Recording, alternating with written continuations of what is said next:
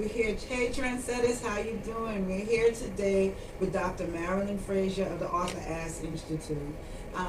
She has been doing some dynamic work in the community, and that's one of the reasons why we wanted to have you on. Not only for you to discuss what you're doing and the great work that you're doing with the Arthur Ashe Institute, but as a way to say thank you for all the work that you're doing in the community. I mean, we met during your mental health event. Yes. In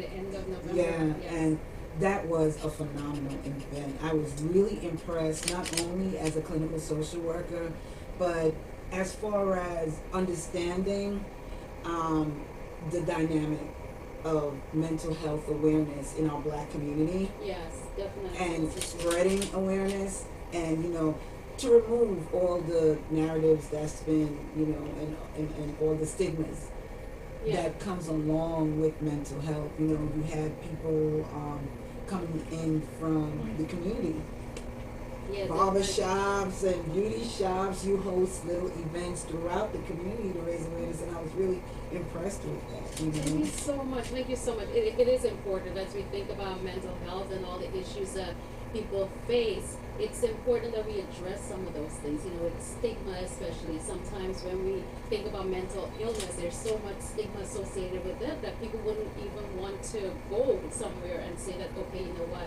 I'm having an issue and can I get help for that? So a lot of the work that the Institute does we try to reduce the stigma affiliated with mental health so that people are more open to realizing that, okay, there are times that you do need help, right? You do need help, and that help may not necessarily be what traditionally people may think of when we think of helping folks navigate the systems and so forth when it comes to mental health.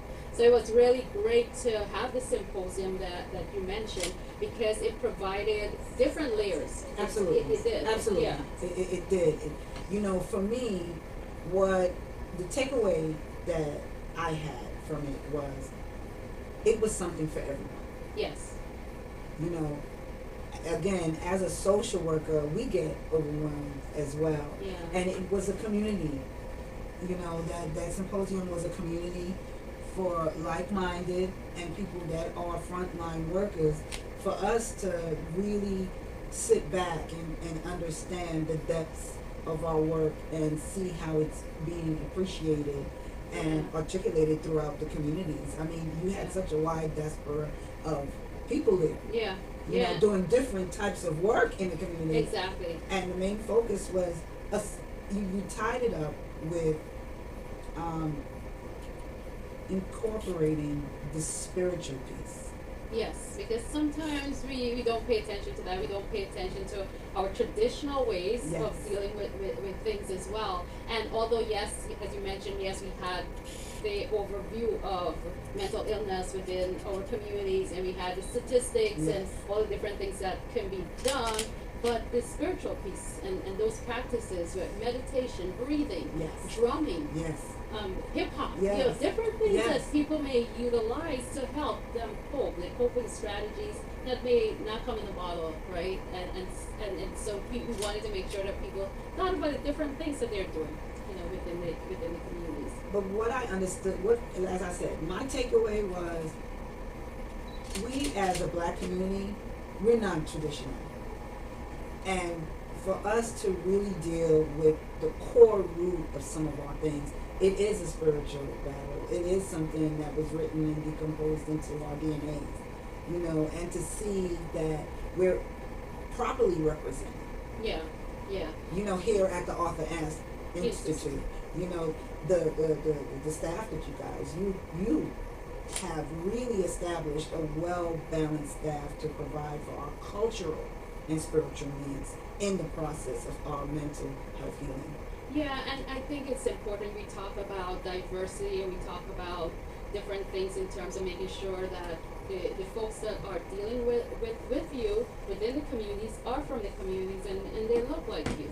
And we're really cognizant of that, because if you come from the community, you know about the community, and so you come with a different perspective as opposed to someone that's coming from the outside and participating in that community. And so we're very, very intentional in terms of hiring those folks that are part of the community, because they could be the friends of the people that they see in their barbershop. They could be the sisters, brothers, Yes. whoever of the people that they see in those settings.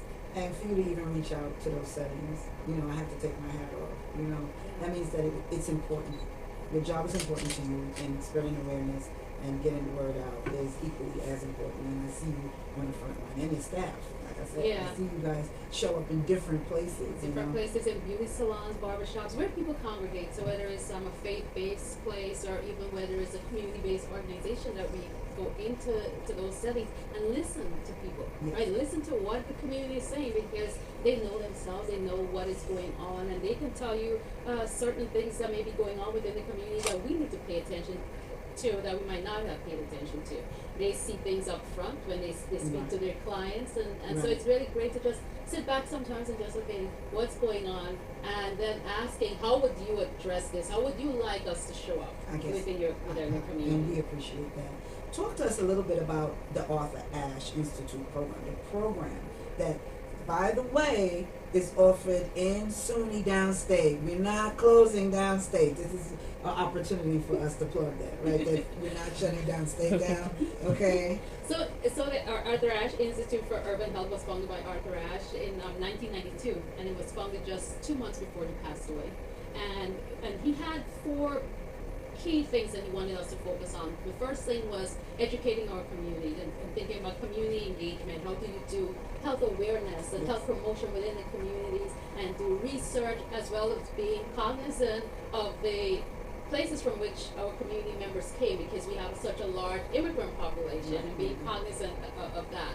So that's one thing. The second thing that he was really interested in is to increase people of color in the health professions. And so we do that through our Health Science Academy program, which is an after-school science enrichment program for students that are interested in the health professions. And we have even started that earlier than high school, to go into middle school, because we know that we have to meet people earlier on. The third thing has been our partnerships, having those strategic partnerships. As you said, it was founded at SUNY Downstate. That's our key academic partner, and we have other partners that have been part of the institute, so community-based organizations, other academic partners, and of course our barbers, our stylists, our faith-based partners that partner with the important work that we do.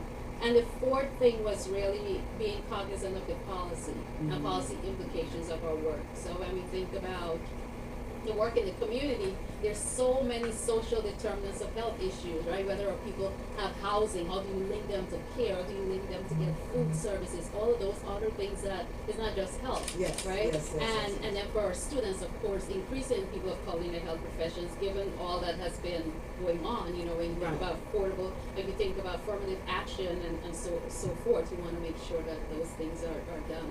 So the Institute is going to be in its 32nd year, and we are doing a lot of great work. I'm really happy about the work that the Institute has been doing, and having us recognized. We just received a really large grant from McKinsey Scott Yield Giving, and so that would help Yes. to continue some of the work of the Institute. And when I came in, I saw the students, they were celebrating, and I too, we spoke about that. I found out about the Arthur Ashe Institute with my, Yes, and she came in and, interviewed, but it didn't work out. But I was so impressed with the organization. I always kept and referred kids. Always kept in the loop of things that was going on here because of, interest, because we have to utilize resources like you guys in our community. That is important that we continue to do that we continue to utilize the resources that are in the community and really make people aware of the resources that are out there. Oftentimes people may not be aware of those resources, and it's important for us to educate.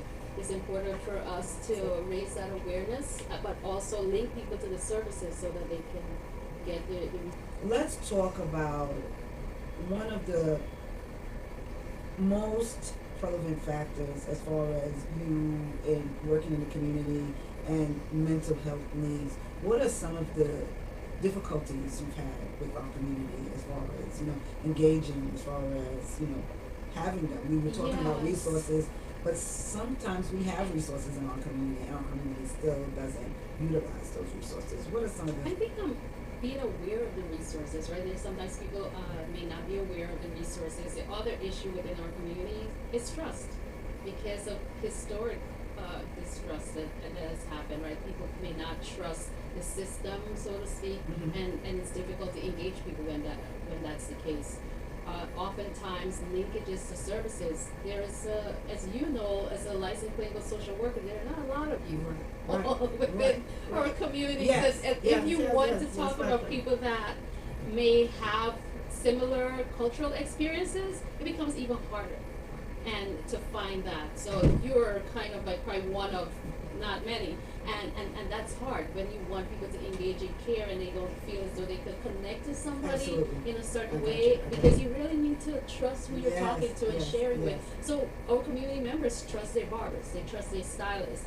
One of the things that we are trying to do is to train barbers and stylists so that they can be the See what ones I'm saying? Isn't to it? talk, Isn't it? yeah, to talk to their community members, because we don't have a lot of social workers, we don't have a lot of psychologists, psychiatrists, or mental health providers that may look like the community that we're serving. So what you're pushing right now, what we're advocating for, is for more representation in the STEM fields. You Exactly. know, we have to realize and recognize how important a thing that is, because as like you said, it's a trust issue. A lot of people come with a lot of information that's textbook, Yeah. but don't understand the full dynamic of Exactly. what it means to be To live represent. or to Yes. live those Yes. experiences Yes. as well that someone may live, and just even thinking about within our communities that other communities may not have to face is stress levels. Yes. Like we were talking about Yeah. violence Yes. earlier on, Yes. and Yes. and Yes. those things that happen within our community, higher levels of gun violence, or we have high levels of just stress that's within our communities that people have to deal with. People who mothers or fathers like working multiple jobs to support themselves. People not having insurance, people not having housing, Right. a whole lot of different things contribute to the stress level. Let's talk a little bit more about you. What are your visions? What's your 2024, 2025 looking like for the Arthur Ashe Institute? How can we at Trendsetters Talks and our community help you to get that, and support you? So I'm so passionate about making sure that we're getting the message out, making Yeah. sure that That's we're why you're talking here. to That's our why community I'm members yeah. about a whole host of things. Yes, mental health, cardiovascular, heart disease issues, HIV/AIDS, whatever the issue is, and looking at even better ways to address health issues within the communities. And a lot of the things that we do focus on diet and exercise and mental health as well. And just having people more aware of those things, having more students getting into programs such as our programs, and starting earlier Okay. with our students. At some point, it would be great if the Health Science Academy could be in every school. So how can somebody from our program, Trendsetters Talk, how can we get involved, or our children involved in the program at the Arthur Ashe Institute? So the Health Science Academy, you can go on our website at www.arthurasheinstitute.org and find out more about our programs, and for the Health Science Academy program, for our community engagement and research program as well. You can follow us on Instagram, LinkedIn, Facebook. We're also on, it's not Twitter anymore, but X. You can follow us on those things, but definitely start with our website, and you can just call. Our number, our contact information is there. You can just call and find out more about the program. Well, I don't want to take up too much of your time. I know that you've had a hectic day and your schedule is really around for these next couple of days. So I want to thank you again for coming on Trendsetters Talks. You are a trendsetter. I want you to know we do appreciate everything you're doing in the community. I know that this won't be the last time you and I sit down and talk. Definitely not. You know, because there's so much to talk about. There is definitely so much to talk about. There's avenues that we can explore on further endeavors and getting the awareness out. We can use our program as a platform for that as well. And just thank you again. No, thank you so much for having me. Thank you. Thank you, trendsetters. We'll talk to you